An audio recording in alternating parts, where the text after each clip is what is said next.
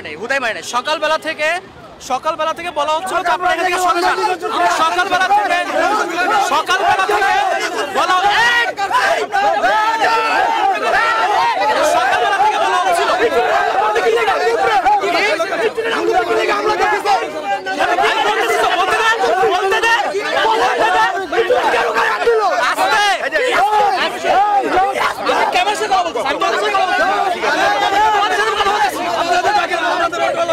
সকালবেলা থেকে আমি নিজেও এসে পুলিশের সাথে সবাই মিলে বুঝিয়েছি, বোঝানোর পরেও এরা এখানে শোনা যায় নাই।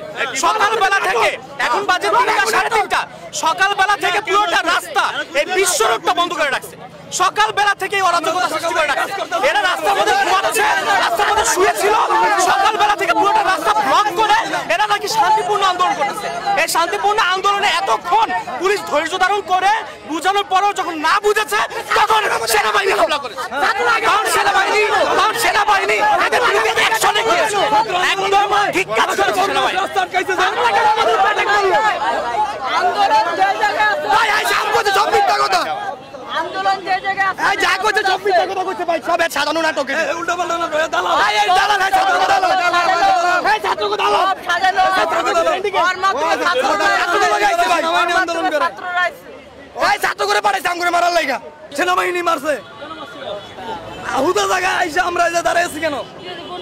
আমাদের দাবির কোনো কথা না, আমাদের লগে কোনো কথা নাই। এই যে বিরান শুরু করছে সেনাবাহিনী। হামলা করে ছাত্ররা দেখছেন তো ছাত্ররা আমাদের মধ্যে হামলা কেন করবে?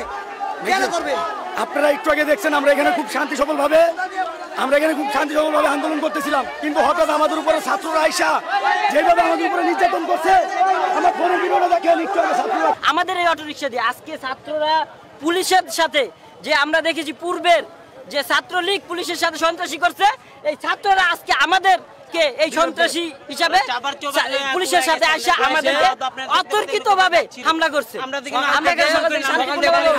আমরা শান্তশিষ্ট আন্দোলন করতেছি, তারা আইসা ওই দিক থেকে আমাদেরকে ধাওয়ান দিয়া পুলিশে আমাদের সকাল থেকে বুঝাই যাচ্ছে তোমরা কিন্তু গ্যাঞ্জাম করবা না, তোমাদের দাবি তোমরা চালাই যাও।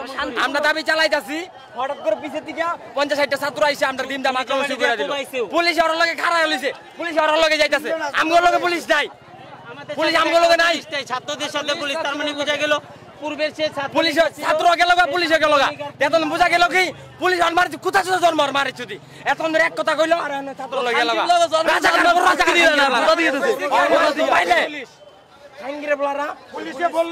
সকাল থেকে আমাদের বুঝাইতেছে, আমরা বুঝতেছি যাক আমাদের কত গ্যাঞ্জাম করার দরকার নাই, কারো ক্ষতি করার দরকার নাই। আমাদের পেট দেয় নামছে রাস্তায়, আমরা অটো গাড়ি চলতে দেন, অটো গাড়ি চললে আমরা কিন্তু গ্যাঞ্জাম চাই। ছাত্ররা বিচের দিকে আইসা আমাদের ইটমিট কেন মারবে? আমাদের অনেক লোক গেছে, অনেক লোক চলে গেছে হসপিটালে। সকাল থেকে আপনি এই জায়গায় আছেন, কোন গ্যাঞ্জাম দেখছেন?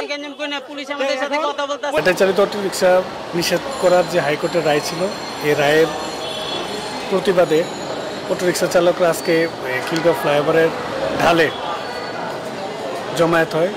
পুলিশ ধৈর্যের সাথে ওদের সাথে নেগোসিয়েশন করে এবং বোঝানোর চেষ্টা করে, ওরা জনসড়ক থেকে চলে যায়। এক পর্যায়ে সাধারণ ছাত্রদের সাথে তাদের একটু হাতাহাতি হয়, হাতাহাতি হলে দুই পক্ষ উত্তেজিত হয়ে যায়। ফলশ্রুতিতে পুলিশ, র্যাব, আর্মি পরিস্থিতি স্বাভাবিক, দুই পক্ষকে ছত্রভঙ্গ করে এবং পরিস্থিতি বর্তমানে স্বাভাবিক আছে। এরা আবারও যদি আসলে নামতে চায় বা এদের তো আসলে অনেক পরিবার, অনেক লোকজন যারা রিক্সা চালক তারাও সংখ্যায় অনেক বেশি, তবে এই ক্ষেত্রে কি তাদের কোনো ব্যবস্থা নেওয়া হবে কি? না, এটা হলো হাইকোর্টের ডিসিশন। এটা ঊর্ধ্বতন কর্তৃপক্ষ, সরকার এবং হাইকোর্ট যদি মনে করে ওরা চলবে, তাহলে ওইভাবে আবার ডিসিশন যদি আসে তাহলে ওরা চলবে। আর যতক্ষণ পর্যন্ত হাইকোর্টের আদেশ বলবৎ থাকবে এবং আমাদের সিনিয়র স্যারদের আপনার আদেশ থাকবে, ততক্ষণ পর্যন্ত আমরা ওদেরকে হাইওয়ে রোডে বা রোডে উঠতে দেবো না। আমরা গাড়ি ভাঙচুর যারা করেছে তাদেরকে পরবর্তীতে আইডেন্টিফাই করবো এবং তাদের আইনের আওতায় নিয়ে আসবো।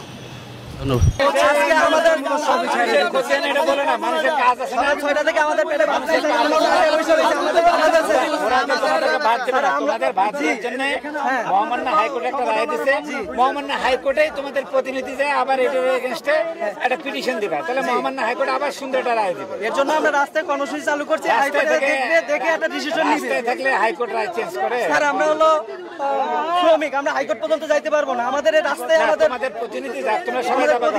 তোমাদের কারো যাওয়ার দরকার নাই, তোমাদের দুজন লোক গেলে তো হয়। আমার প্রতিনিধি এখন সব জায়গায় ছেড়ে দিতে, খালি এখানে বন্ধ করে রাখছে, এটা হলো। এখন সব পুলিশ একটু পরে এখানে আসবে, আর সেনাবাহিনীর লোকজন আসবে। এটা কতক্ষণ আটকে রাখবো বলো? এটা বিশৃঙ্খলা অবস্থা।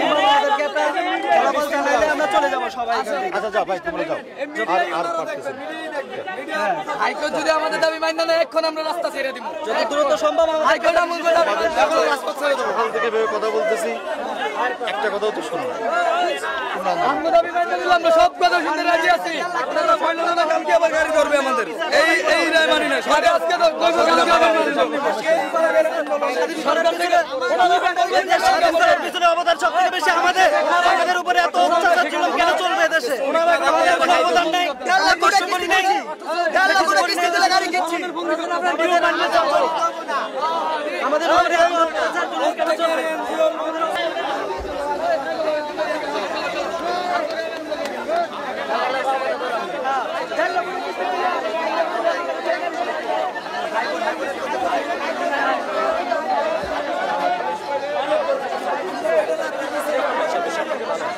আমি বলে দেবো যে আমি কোথায় থাকবো।